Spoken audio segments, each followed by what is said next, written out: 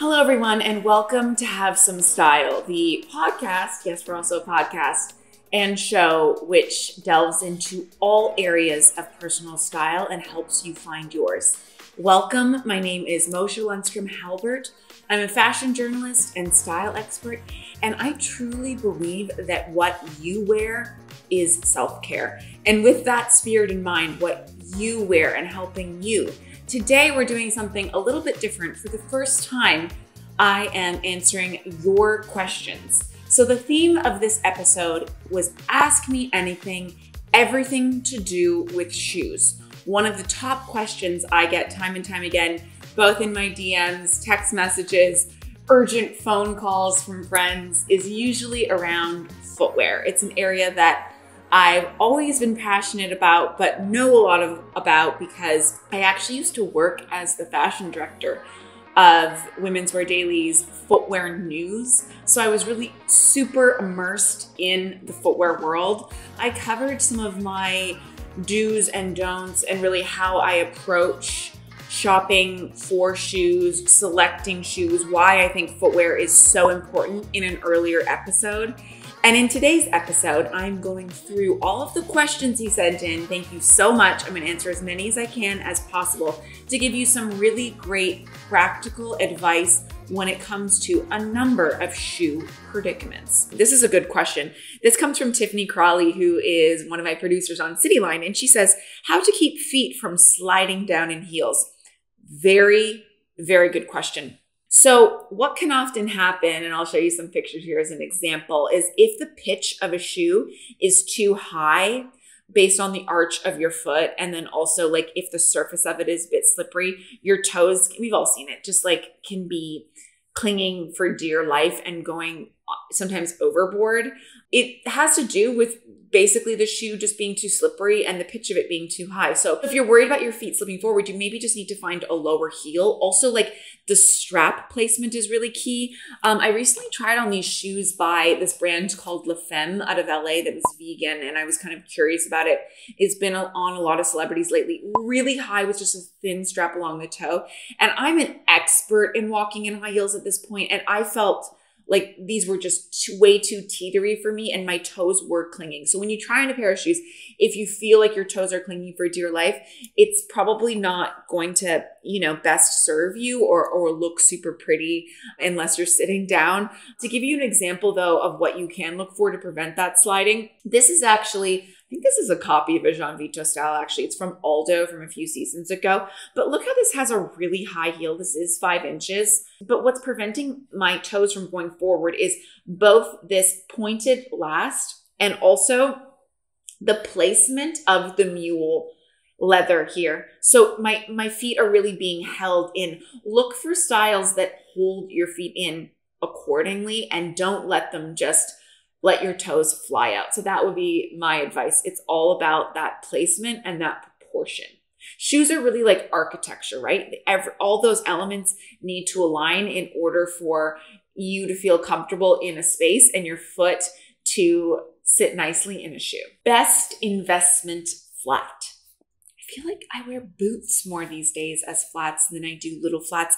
I used to swear by, a really good Chanel ballerina, but I think their prices have just gone so insane. When I first bought my first pair of Chanel ballerinas, they were like $475. That was still a ton of money, but I was like, I'm going to have these for life. And I had them for over 10 years. These ones were like almost double that. And I wear them sometimes. I do really like them. I mean, I know I'll never get rid of them. It's a really classic, beautiful shoe. I like them, done in a bit more of an interesting fabrication and material. But I think that you find more bang for your buck from Ferragamo. Really? Amazing quality, like not as obvious as Gucci. These loafers I got at an outlet as well. They're really fun because the buckle switches from gold to silver. And this is like a classic style from them that they make in a ton of colors.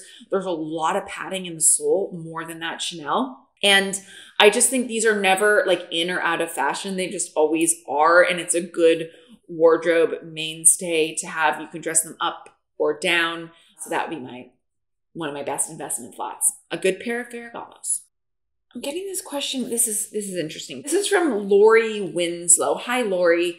Lori, if you remember correctly, don't you teach Pilates? and live somewhere like rainy and on the West Coast. She says, cute non-boot shoes when weather is cold. Non-boot, but it's cold weather. You know what I might do is like Converse has some kind of cozy Sherpa lined high tops that I think might be perfect for you and would probably look good with your activewear as well. So that would be my tip, Lori. Let me know if that helps. Sumira Sada says alternatives to white sneakers, aka comfy, cool, and can go with dresses and jumpsuits. I think I would say like a fun sandal.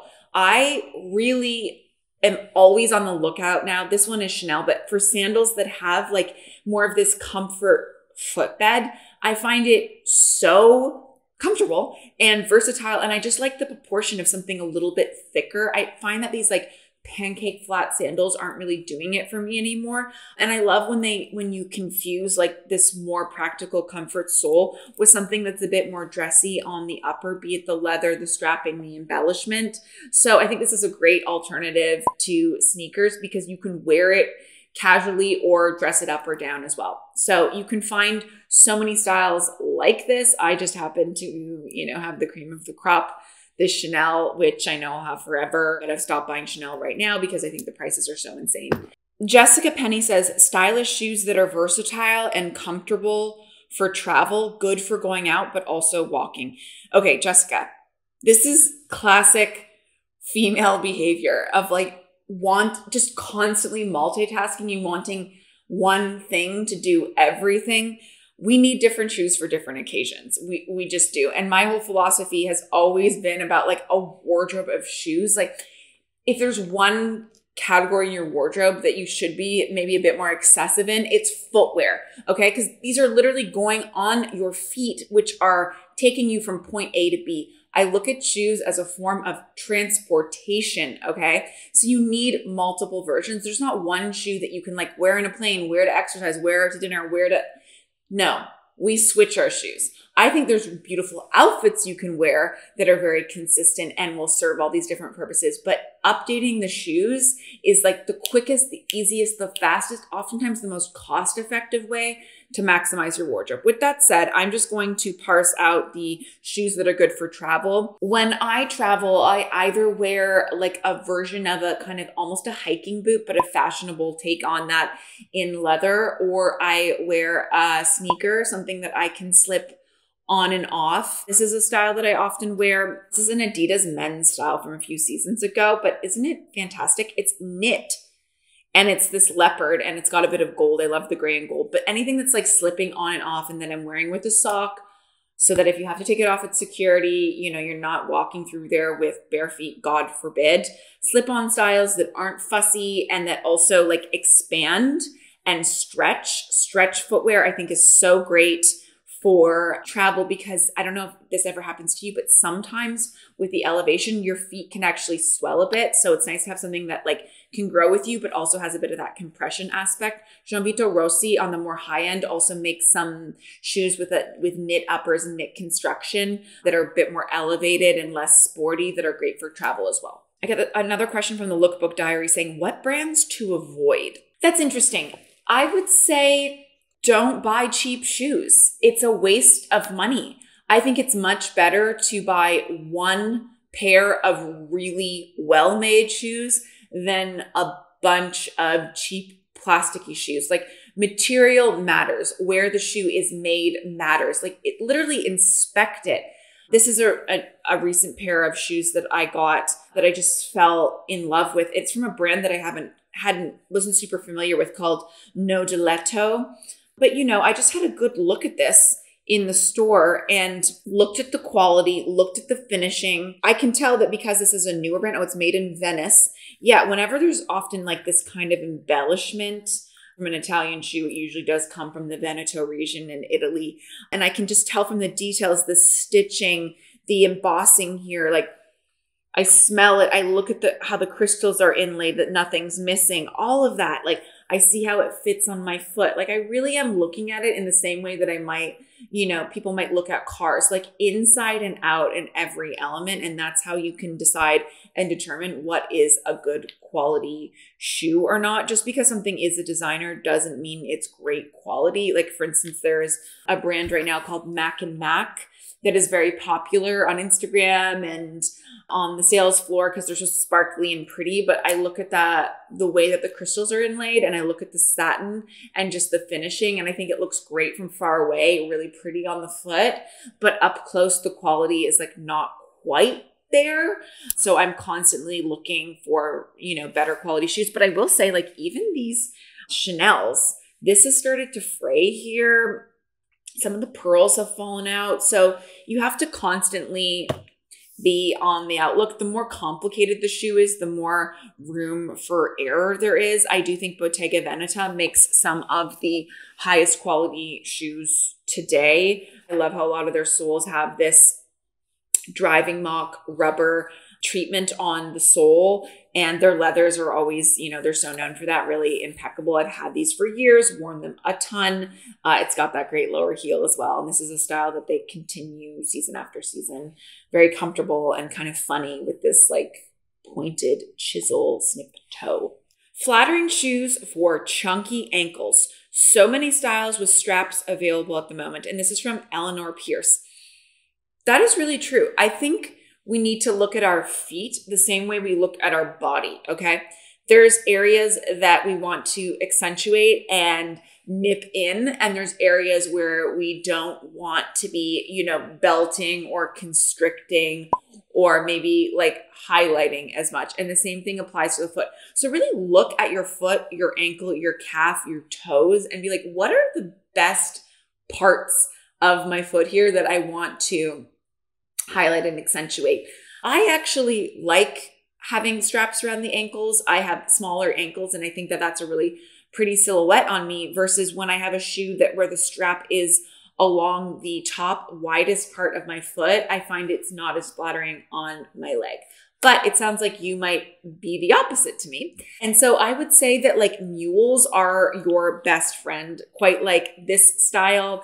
I also have this version from Amina Modi. See how clean it is? And these are so nice because you can just slip them on and off. Like, they're so easy to wear, and like it's not as constricting. So if you're sitting down or your feet are hurting, you can kind of dangle the shoe off a little bit and get a little bit of relief. But this is just like creating that clean line that draws the eye up without anything around the ankle. I actually, when I wear these, will put like anklets on or straps around my ankle because I love the look of an ankle strap. But because you don't, I think you're really in luck. Like, I know there's a lot of ankle strap styles, but there's also a ton of these kinds of mule styles as well. So that's what I would steer you to.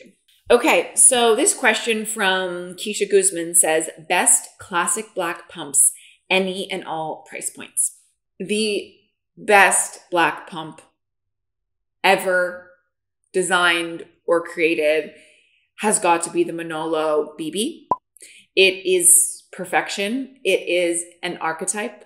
It is iconic for a reason. It comes in a number of colors and different heel heights. You'll have it forever. It's really beautiful. Jimmy Choo makes a lower version as well that I like, but there's something about a Manolo when it comes to a black pump that I think is just so timeless and well proportioned. So that would be my number one tip.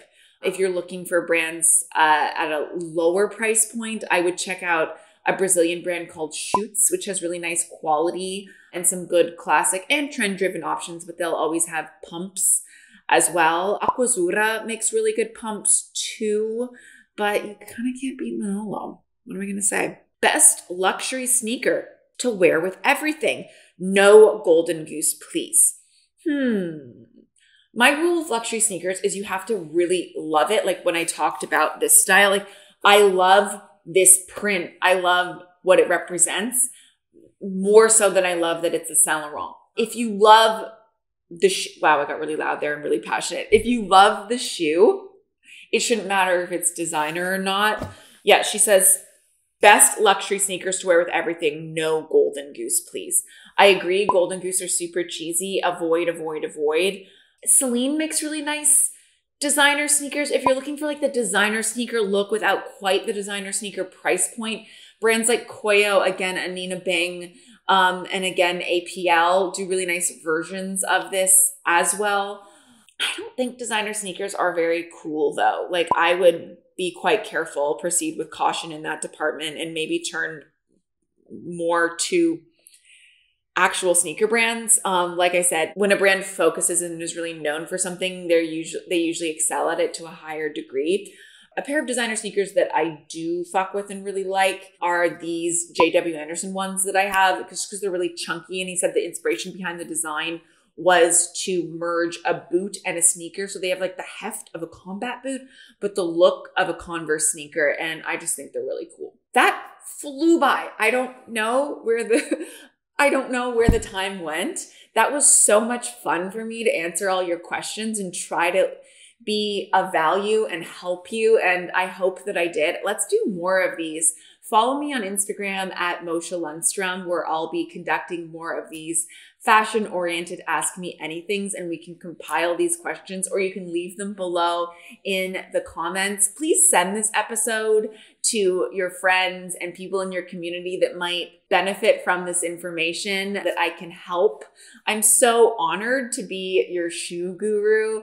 I got you. Remember, shoes are so important. Don't settle for subpar shoes. Life is too short to wear bad shoes that don't make you happy, that don't elevate you, that don't make you feel proud when you step into any space. You are worth the best shoes you can afford. And whenever you find a pair of shoes you love, if you truly love them and you think that they're unique and that you're going to wear them a million different ways and that they're going to look so great in your shoe closet, just get them. Treat yourself to that, because I just think that they're one of, life's guiltiest, but also guilt-free pleasures. Like I said, if you're ever looking for an excuse, just remember that thing that I was saying earlier, that this is your transportation, okay? This is allowing you to get from point A to B. And, if your tires are faulty, you're going to get them changed. If your shoes aren't working, you got to swap them out. So without further ado, whatever you do, whatever shoes you get, don't forget